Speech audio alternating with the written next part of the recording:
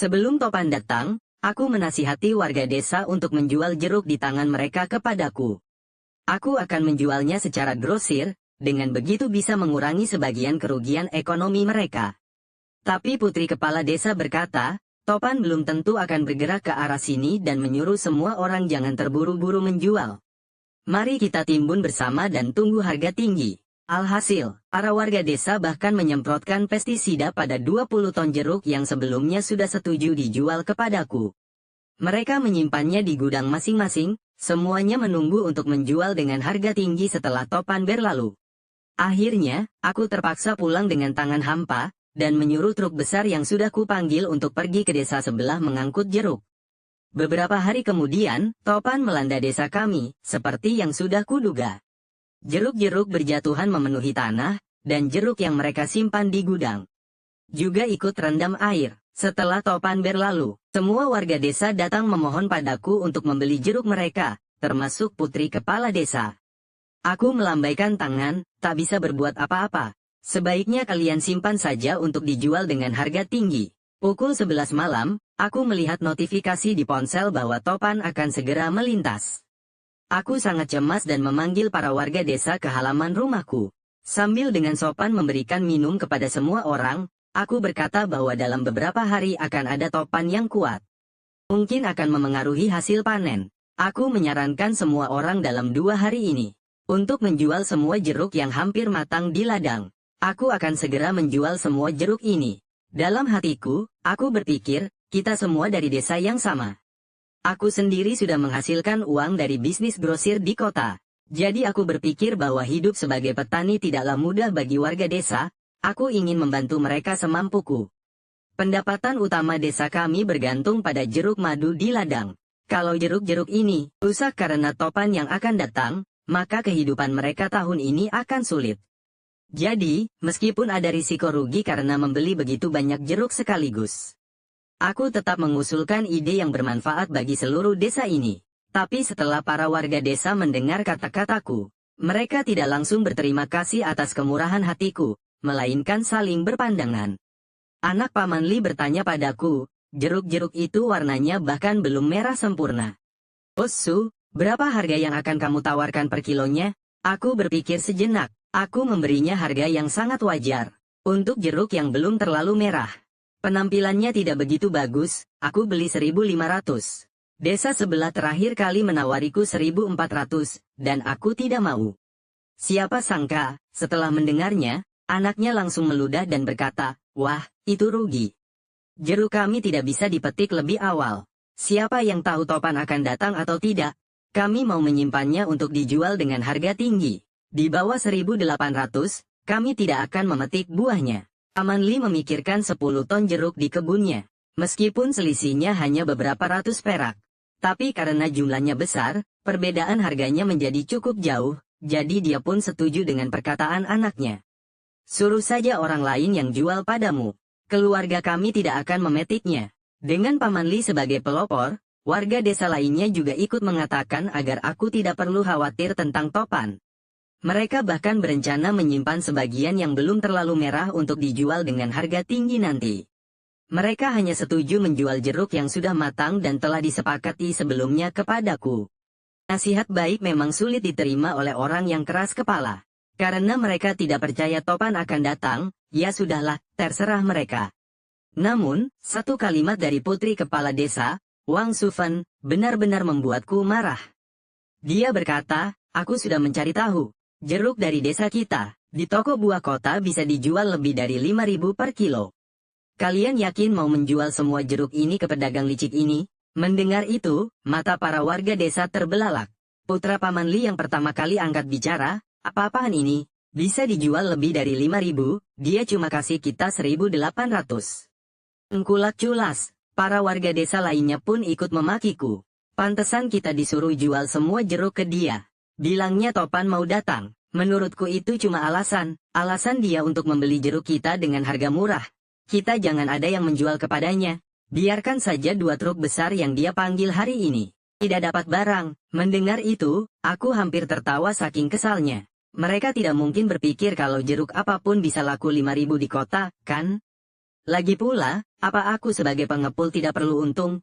Membersihkan, memeriksa residu pestisida, memilih buah kualitas terbaik, menempelkan merek perusahaanku, lalu mengirimkannya, belum lagi kerugian selama di perjalanan. Semua ini butuh biaya. Aku menjual jeruk-jeruk ini ke supermarket di kota. Harganya tidak lebih dari 2.500.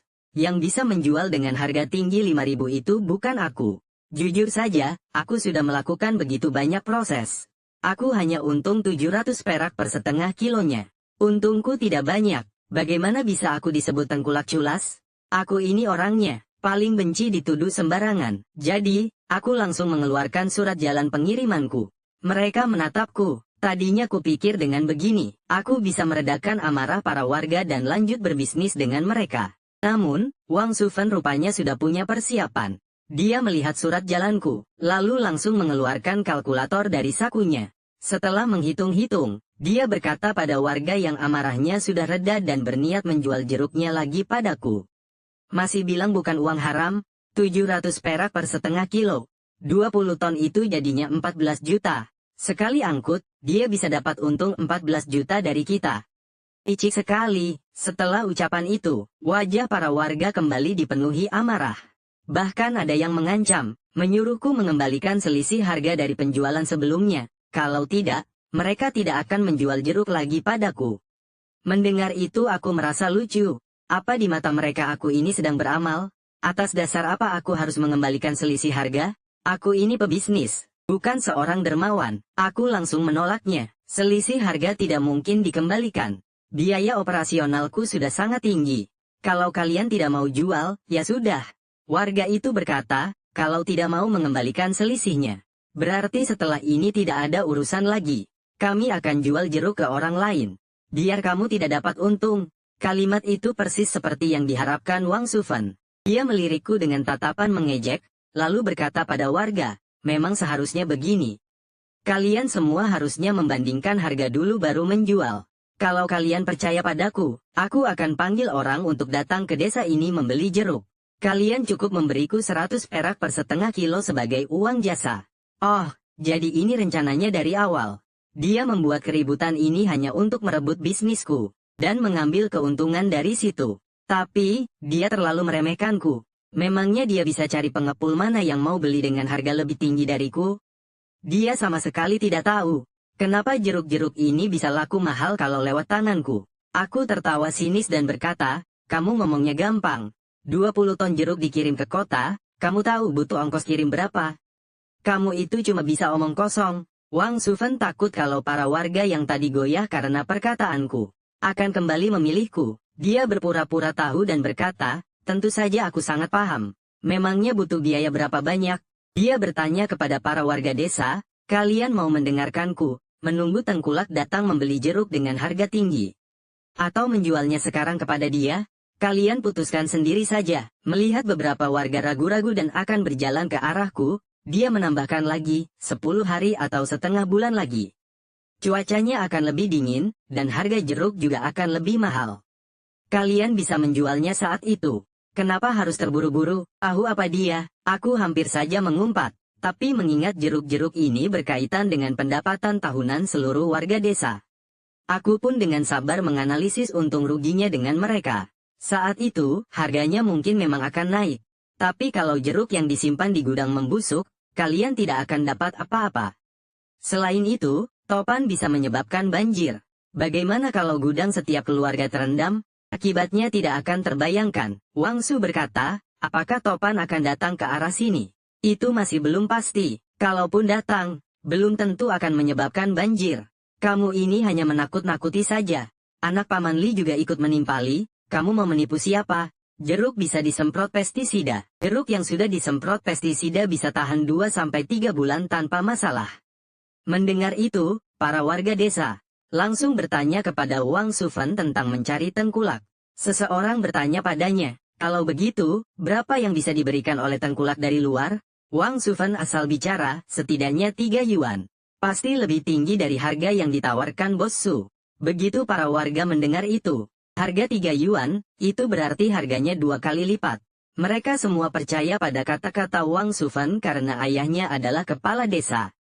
Satu persatu mereka mengerumuninya. Yang satu berkata, hari ini petik di rumahku saja. Yang lain berkata, 5 ton yang tadinya mau kujual padamu sudah selesai dipetik. Tinggal menunggunya membawa Tengkulak ke rumah untuk melihat barangnya.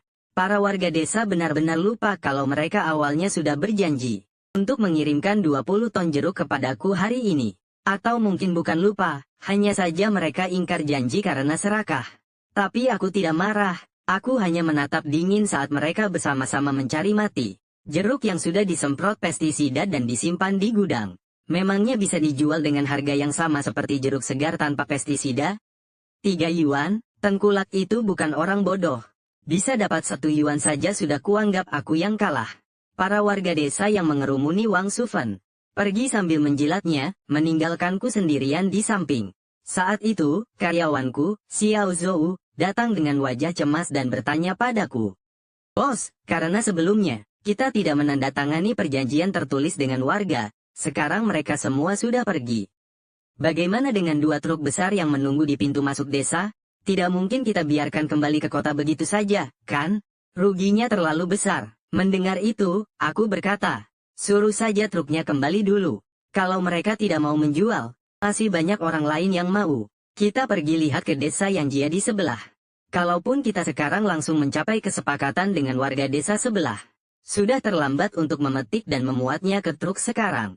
Lagi pula, aku hanya bisa tenang memuat jeruk yang sudah diuji pestisidanya. Hari ini sudah pasti tidak keburu lagi. Biarkan saja kedua truk itu kembali seperti saat mereka datang. Kali ini aku rugi hampir 3.000 yuan. Setelah mengatur agar kedua truk itu kembali, rombongan kami berangkat ke desa yang jia di sebelah. Sebenarnya, bukan hanya desa yang jia.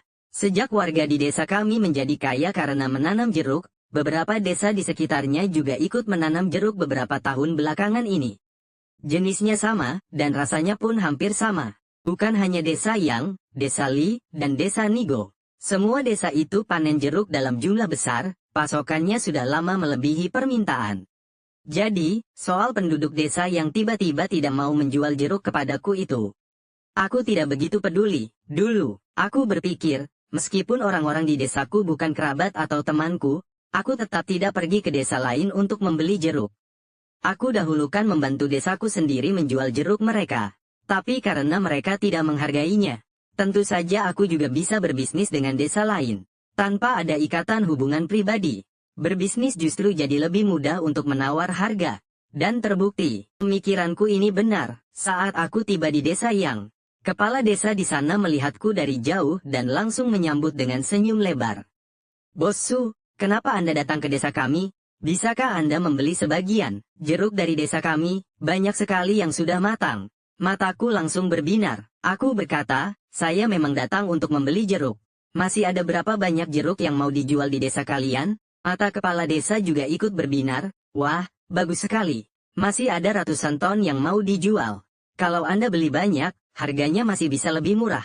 Lalu, kepala desa menelepon beberapa petani buah untuk datang, dan mereka dengan antusias menemaniku melihat kebun jeruk mereka. Seorang petani berkata bahwa karena tahun ini harga jeruk lebih murah, dan provinsi tetangga juga banyak yang menanam. Meskipun jeruk di desa kami kualitasnya sangat bagus, tapi karena para tengkulak menekan harga sampai 30 sen per setengah kilogram baru mau beli. Selain beberapa petani kecil yang sudah menjual sedikit dengan harga 30 sen per setengah kilogram, sebagian besar jeruk masih menggantung di pohon. Tidak ada yang melirik sama sekali. Penduduk desa sudah cemas setengah mati. Mendengar harga ini, aku diam-diam terkejut. Aku hanya tahu harga panen jeruk tahun ini rendah, tapi tidak menyangka bisa sampai serendah ini. Aku jadi penasaran, si Wang Sufen yang merasa dirinya sangat hebat itu. Kira-kira harga yang akan dia tawarkan kepada penduduk desa nanti, bisa lebih tinggi berapa dari 30 sen ini. Aku sudah mulai menantikannya. Selanjutnya, kami berhasil menyepakati kerjasama dengan para petani di desa Yang. Setelah lolos uji residu pestisida, aku akan membeli dengan harga 1,8 yuan per setengah kilogram. Untuk jeruk kualitas A yang berukuran besar dari kebun mereka, harganya sama seperti saat aku membeli di desaku. Sementara itu, untuk jeruk yang baru matang dan penampilannya biasa saja, karena mereka khawatir akan datangnya topan. Mereka bersedia menjualnya kepadaku dengan harga 1 yuan per setengah kilogram, 50 sen lebih murah daripada di desaku. Ini membuatku langsung merasa sangat lega. Malam itu juga aku menyuruh orang mengirim sampel jeruk ke kota untuk diuji residu pestisidanya. Keesokan paginya, saat menerima hasil bahwa semua jeruk telah lolos uji residu pestisida, dan bahkan ada jeruk dari beberapa kebun yang sama sekali tidak terdeteksi pestisida, aku sangat senang dan terkejut. Bisnis ini sudah pasti aman. Maka pada hari itu juga, seluruh penduduk desa yang dikerahkan untuk membantu para petani memetik jeruk. Semua jeruk yang bisa dipetik langsung dipetik. Semua orang sibuk dengan penuh semangat. Saat itu, truk yang kupanggil juga tiba di desa mereka. Saat peti demi peti jeruk yang besar dan merah dimuat ke truk, yang kudengar bukanlah keluhan penduduk desa tentang betapa lelahnya memetik jeruk, melainkan rasa terima kasih mereka kepadaku. Bossu, terima kasih banyak. Dengan uang ini, istriku bisa pergi ke kota untuk berobat kakinya. Bossu, dengan harga 1,8 yuan per setengah kilogram ini, Anda masih untung. Sebenarnya, dijual 1 yuan saja kami sudah sangat senang. Lihat, manusia itu memang berbeda. Ada yang hanya tahu menuntut, dan ada yang tahu berterima kasih dan membalas budi. Aku sangat senang membantu penduduk desa yang tahu cara membalas budi seperti ini. Dan aku juga bisa dapat uang, kenapa tidak? Tindakanku mengambil jeruk di desa yang sepertinya dilihat oleh warga desa kami. 2 hari setelahnya, saat mereka bertemu denganku di dekat rumah, mereka menatapku dengan sangat sinis. Bahkan Bibi Zhang, yang biasanya paling ramah dan basa-basi padaku, mendengus dingin dan berkata, "Kudengar kamu tidak bisa dapat jeruk di desa ini, jadi terpaksa ke desa sebelah, ya? Pasti rasanya tidak enak, kan? Rasain, sok jadi pedagang hebat. Rasain." Aku tidak mau berdebat dengannya. Aku hanya bilang, "Terserah, yang penting kamu senang." Tapi sebenarnya, Bibi Zhang tidak senang. Dia malah sedikit panik, karena di ponsel, terus-terusan ada berita kalau Topan akan segera datang. Tapi Wang Sufen yang sangat dia andalkan, belum juga menemukan pedagang grosir yang cocok untuk datang ke desa kami membeli jeruk. Memikirkan hal itu, dia jadi semakin sebal melihatku. "Aduh, Mak, semua orang sudah sepakat, jeruk kami lebih baik busuk di pohon daripada dijual kepadamu, dasar pedagang licik. Kami hanya mau menjualnya ke Sufen." Mendengar itu, aku menjawab dengan santai, "Terserah kalian. Aku juga tidak harus membeli jeruk dari desa ini." Lalu aku langsung pergi. Saat melewati kebun jeruk Bibi Zhang, dari kejauhan aku bisa melihat kebun itu penuh dengan buah yang siap panen. Kalau saja Wang Sufen bisa menemukan pedagang grosir yang pas, jeruk-jeruk itu pasti sudah lama laku. Ana mungkin menunggu sampai sekarang. Aku mau lihat saja, sampai kapan mereka bisa keras kepala. Soalnya, Topan sebentar lagi datang. Kalau jeruknya belum dipanen, pasti akan busuk begitu saja. Sementara itu, jeruk-jeruk yang aku beli di desa yang sudah lebih dulu masuk ke berbagai jalur distribusi di kota dan sebentar lagi akan mulai dijual. Hari itu, saat aku lewat di depan rumah Pak Kades, aku lihat halamannya ramai sekali. Ternyata para petani buah dari desa kami. Mereka berdiri di halaman rumah Pak Kades. Semuanya menunggu dengan cemas, berharap Wang Sufen segera membantu menjual jeruk mereka. Wah, ada tontonan gratis. Aku pun diam-diam sembunyi di pojokan untuk menonton. Di tengah teriakan warga, Wang Sufen yang sudah tidak bisa mengelak lagi akhirnya keluar dari rumahnya. Sambil menelepon pedagang grosir, dia bilang ke para warga kalau dia sedang mengusahakannya. "Beri aku waktu 2 hari lagi, bisa tidak?" Warga desa yang tidak sopan padaku, tentu saja tidak akan memberinya kelonggaran. Bibi Zhang langsung mendesaknya terus-menerus selama beberapa hari. "Kapan pedagangnya bisa datang? Beri kami kepastian." "Hahaha, jerukku bisa-bisa busuk di pohon ini, haha." Bahkan anak Paman Li, yang tadinya membelanya, ikut berkata dengan kesal. "Beberapa hari lalu, aku lihat bosku ambil banyak sekali jeruk di desa sebelah. Dia saja bisa menjualnya, masa kamu kalah sama dia?" Semua orang terus memojokkannya. Dalam keadaan panik, Wang Sufen berkata, "Siapa bilang aku tidak bisa? Aku sudah dapat 1 pedagang grosir. Dia datang sore ini. Siapa yang mau jual? Sekarang boleh petik 1 ton jeruk, bawa ke rumahku. Aku jamin pasti laku." 1 ton jeruk mungkin terdengar banyak untuk pedagang eceran, cukup untuk jualan beberapa hari. Tapi untuk petani, jumlah segitu sedikit sekali. Meski begitu, semua orang langsung ribut, berebut siapa yang bisa memanen jeruknya duluan untuk jatah 1 ton itu. Soalnya, meskipun cuma 1 ton, semua orang ingin jadi yang pertama menjual. Akhirnya, Bibi Zhang, karena pernah mengejekku di depan muka, berhasil menyenangkan Wang Sufen dan mendapatkan kuota 1 ton itu. Padahal dulu waktu dia menjual jeruk kepadaku, mana pernah aku mengambil jeruk darinya kurang dari 3 ton. Jumlah 1 ton ini benar-benar seperti memberi sedekah pada pengemis. Herannya, orang-orang ini masih menganggapnya seperti harta karun. Mendengar sampai di situ, saya tidak berlama-lama lagi dan langsung menyetir kembali ke kota. Villa kecil saya di kompleks perumahan terletak di daerah yang datarannya lebih tinggi. Jika topan menyebabkan air naik, setidaknya rumah saya tidak akan terendam banjir. Di dalam villa kecil itu, saya sedang merapikan sejumlah besar persediaan yang baru saja saya beli dari supermarket. Saat ini, Bibi Zhang, yang seharusnya sudah mengantarkan jeruk ke rumah Wang Sufen, menelepon saya. Sesaat saya jadi bingung, untuk apa dia meneleponku saat ini? Tapi mengingat kami setidaknya masih tetangga, agar tidak membuat suasana jadi canggung, saya pun mengangkat teleponnya. Ada apa? Dari seberang sana, nada bicara Bibi Zhang terdengar sangat tergesa-gesa. Pak Su, sebelumnya ini salah saya. Wang Sufen itu ternyata penipu. Pedagang grosir yang dia panggil hanya mau membayar 0,5 yuan per setengah kilo. Dia bahkan memintaku memberinya biaya perkenalan sebesar 0,1 yuan. 0,4 yuan per setengah kilo. Dia pikir ini barang rongsokan. Dalam hati, saya sudah punya firasat. Jadi, Anda merasa harganya terlalu murah? Tidak saya jual. Bibi Zhang berkata dengan sewajarnya, tentu saja tidak. 0,4 yuan per setengah kilo, tidak mungkin saya menjualnya kepadanya. Saya menghela napas dan mencoba menganalisisnya dari sudut pandang jangka panjang. Sebenarnya, Anda seharusnya langsung setuju saja, karena sebentar lagi akan ada topan. Besok pagi-pagi, jalan-jalan utama di kota akan ditutup. Nanti, tidak akan ada kendaraan apapun yang bisa masuk ke kota. Jeruk Anda yang 1 ton itu tentu saja juga tidak akan bisa masuk kota. Anda hanya bisa menjualnya setelah topan berlalu. Risikonya sangat besar. Bibi Zhang tertegun sejenak. Dia berkata, tapi harga yang dia tawarkan bahkan tidak sampai sepertiga dari harga Anda. Padahal sebelumnya dia sudah janji akan memberi 3 yuan.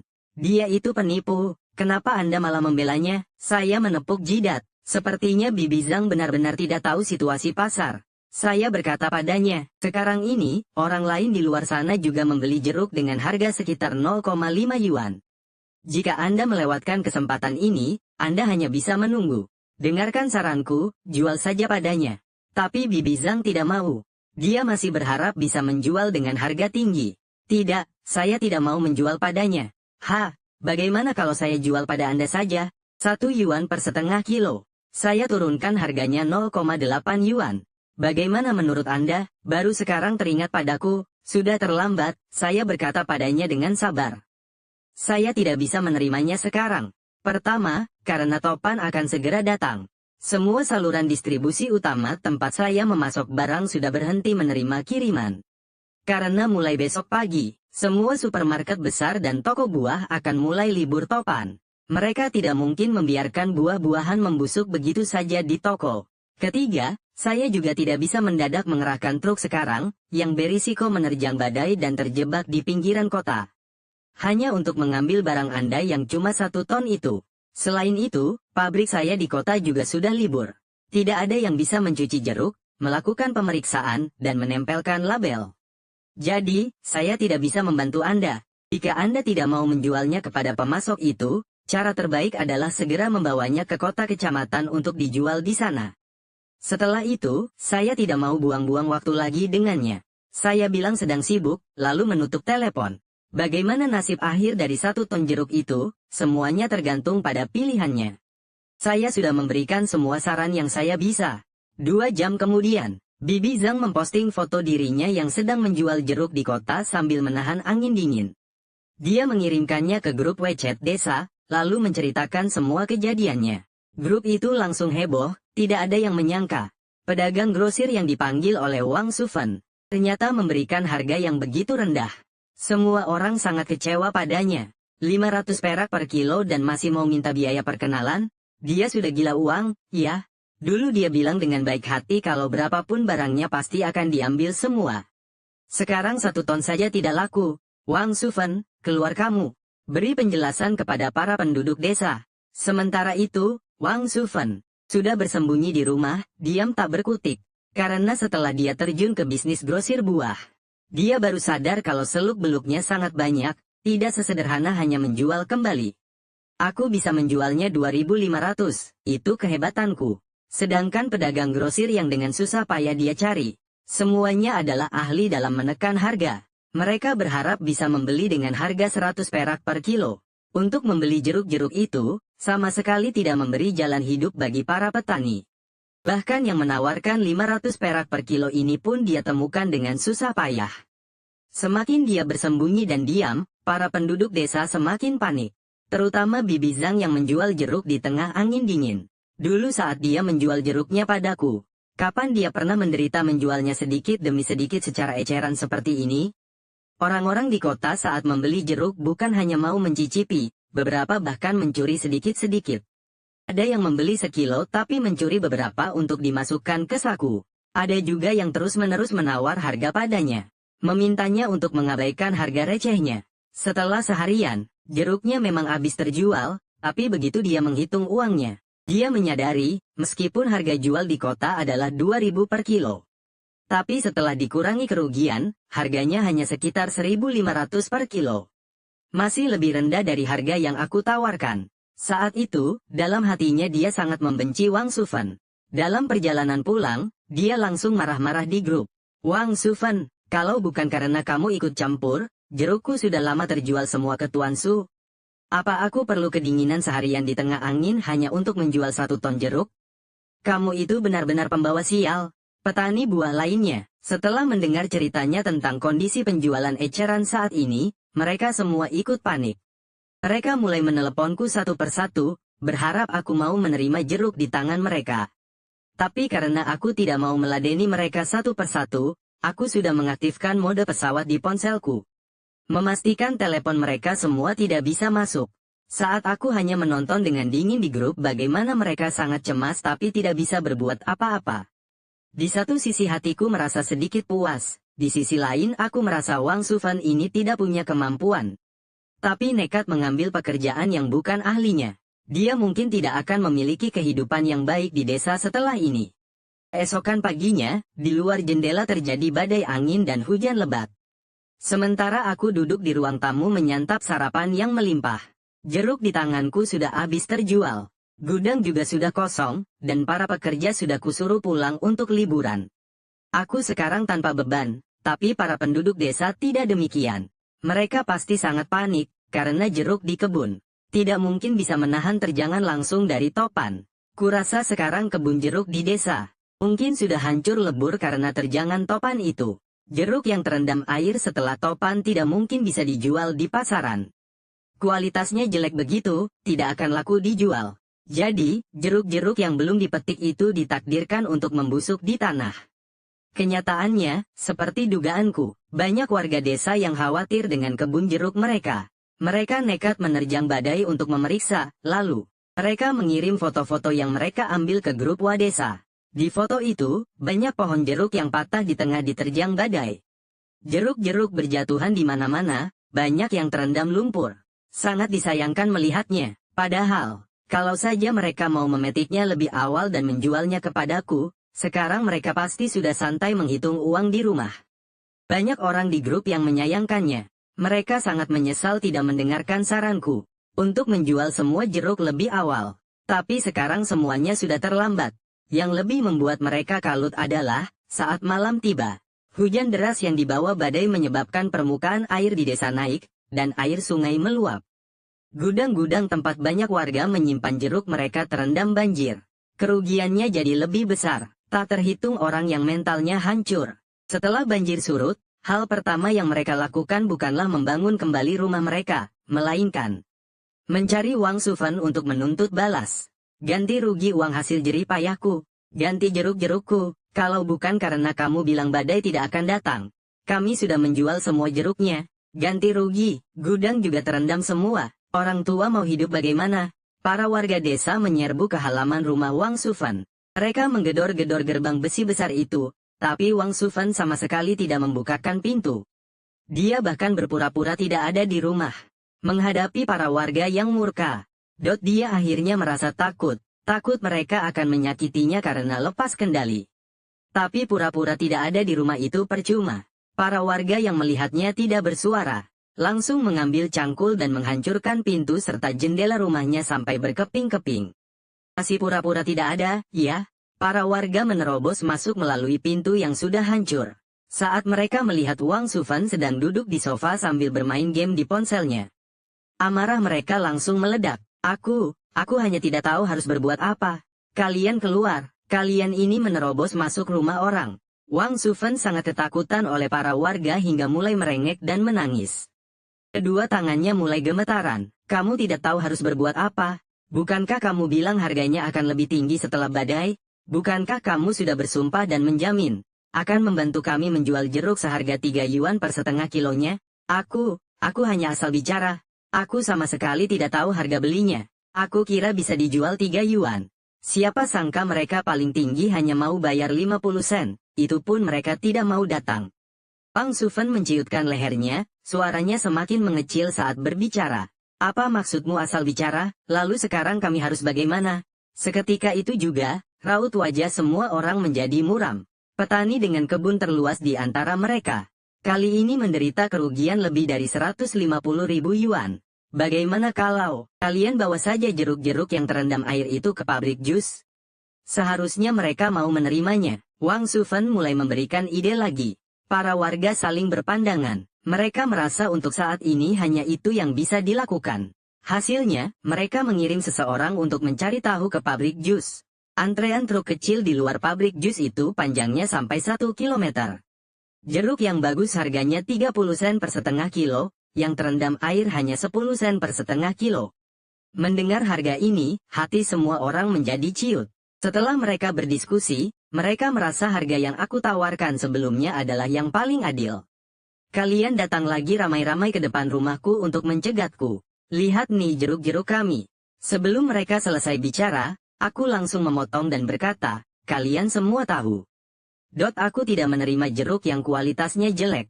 Selain itu, aku sudah bekerja sama dengan desa Yang, dan juga desa G di dekat sini, kami sudah menandatangani kontrak tertulis selama 5 tahun. Mereka akan terus menyuplai 200 ton jeruk per tahun untukku dengan harga 1 yuan per setengah kilo. Untuk sementara ini, aku tidak akan menerima jeruk dari tempat lain lagi. Aku melambaikan tanganku, aku tidak menutup semua kemungkinan, agar di kemudian hari masih bisa bertemu dengan baik. Tapi aku juga sama sekali tidak memberi mereka harapan.